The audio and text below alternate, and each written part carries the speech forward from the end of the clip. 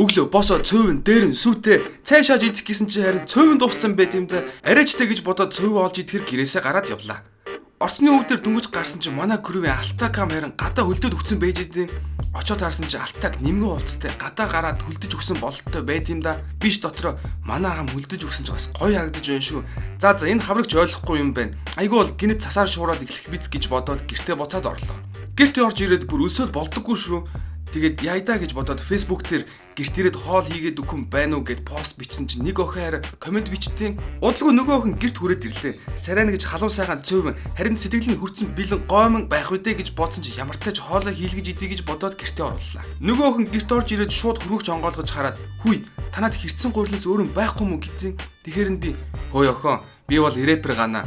Би өдөр болгон цөөвөн л иддэг" гэж шууд хэллээ. Тэр охин ч "За гэд цөөвөн хийгэр боллоо." Цөөнга хийгээд байж байхад нь би тэр охиныг шалгая гэж бодоод гамбанц дээр нь симээрхэн байцаа тавилаа.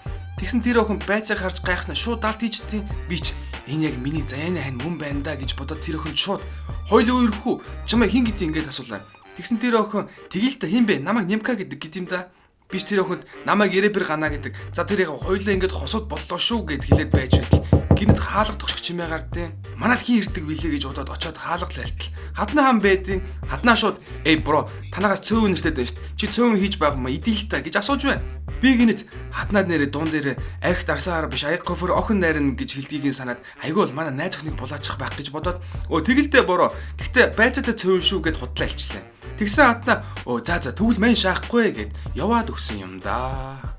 Ер нь тэгэхэд байцаагүй цөөвөн хийдэг охтууд ховорцсон энэ цаг үед амандаа орсон байцаагүй цөөвөнг юу гэж хэлээрээ төлөх вэ гэж бодсоор цөөвөнгаа өргөжлүүлэн идсэн юм да бид хоёр.